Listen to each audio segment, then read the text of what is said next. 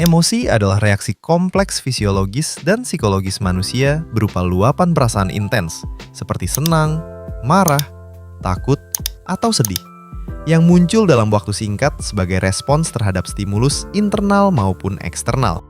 Fase 1. Penyangkalan. Penyangkalan adalah mekanisme pertahanan psikologis di mana seseorang menolak mengakui fakta, kenyataan, atau kebenaran yang tidak menyenangkan, meskipun bukti-buktinya jelas. Ini adalah reaksi bawah sadar untuk melindungi diri dari kecemasan, rasa takut, malu, atau trauma. Penyangkalan sering menjadi tahap pertama dalam proses berduka. Penyangkalan adalah reaksi awal saat seseorang belum siap menerima kenyataan yang menyakitkan. Pada fase ini, pikiran berusaha melindungi diri dari rasa sakit yang datang tiba-tiba. Penyangkalan adalah fase di mana seseorang berkata, "Ini tidak mungkin terjadi," atau "Ini pasti hanya sementara." Kenyataan terasa terlalu berat untuk langsung diterima, maka otak memilih untuk menolaknya. Seseorang bisa tetap beraktivitas seperti biasa, tertawa seperti tidak terjadi apa-apa, padahal di dalam ada rasa kosong yang mulai tumbuh. Pada tahap ini, emosi terasa mapi, bukan karena kuat, tetapi karena belum siap merasa. Penyangkalan bukan kebohongan. Penyangkalan adalah cara tubuh memberi waktu agar hati dan pikiran pelan-pelan bersiap menghadapi kenyataan. Namun penyangkalan tidak bisa bertahan selamanya. Perlahan, fakta mulai menembus pikiran. Rasa sakit mulai terasa. Dan fase berikutnya pun datang. Penyangkalan adalah awal dari perjalanan.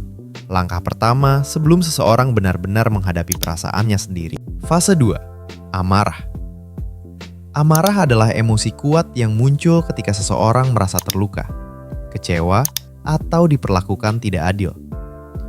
Amarah bukan selalu tentang teriak atau meluapkan emosi. Kadang amarah hadir dalam bentuk diam, kesal, dan perasaan panas di dalam dada. Amarah biasanya muncul setelah seseorang mulai menerima bahwa kenyataan tidak bisa dihindari. Saat harapan runtuh, amarah sering menjadi pelampiasannya. Seseorang bisa marah kepada orang lain, kepada keadaan, bahkan kepada dirinya sendiri. Kalimat seperti, "Kenapa aku bisa sebodoh ini? Kenapa semua jadi begini?" sering muncul di fase ini. Di tahap ini, emosi menjadi tidak stabil. Hal kecil terasa mengganggu, kesabaran menipis, dan pikiran terasa penuh. Amarah sebenarnya adalah reaksi alami. Ini adalah cara hati menunjukkan bahwa ada rasa sakit yang belum selesai.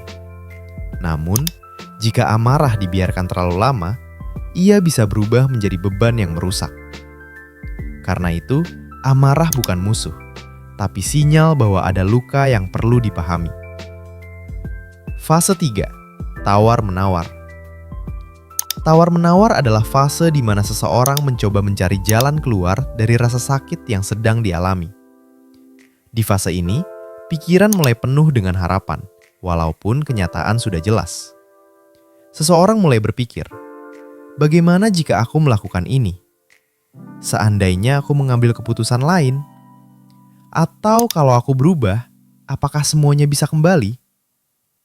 Tawar-menawar sering terjadi bukan karena yakin bisa mengubah hasil, tetapi karena belum siap menerima kehilangan. Di tahap ini, banyak orang berbicara dengan dirinya sendiri, mengulang kejadian masa lalu, mencari satu titik yang bisa diperbaiki.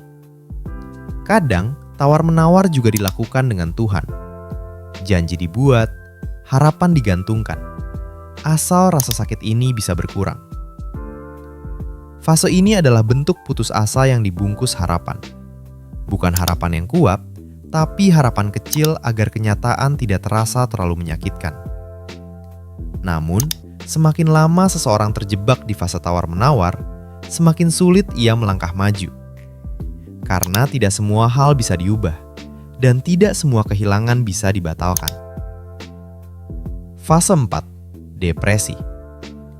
Depresi adalah kondisi emosional serius yang ditandai dengan perasaan sedih yang sangat dalam, rasa putus asa, dan hilangnya minat terhadap hal-hal yang sebelumnya terasa menyenangkan. Kondisi ini tidak datang sebentar, tetapi bisa bertahan lama, hari demi hari. Depresi adalah fase di mana rasa sedih menjadi sangat dalam dan sulit dihindari.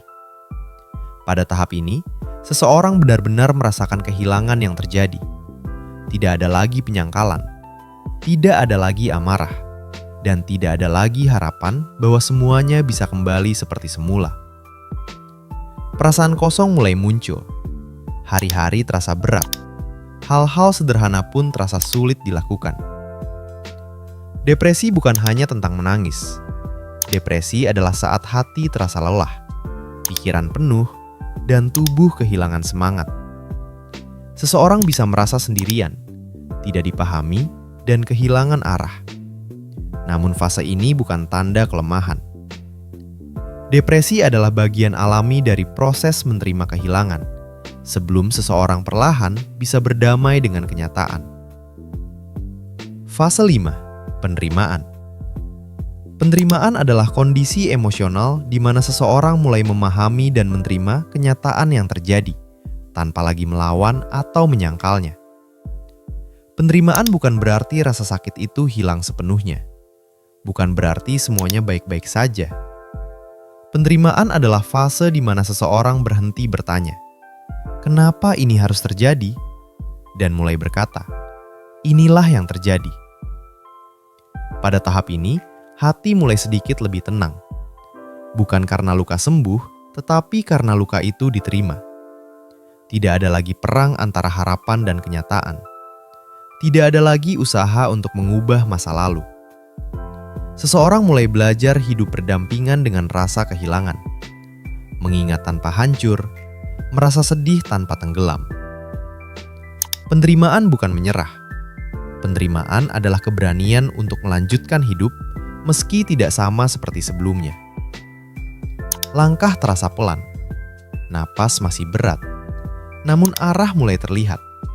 Seseorang mulai menemukan makna baru, kebiasaan baru, dan harapan yang berbeda. Penerimaan adalah akhir dari satu proses dan awal dari perjalanan baru. Bukan tentang lupakan, tetapi tentang tetap berjalan meski pernah sangat terluka.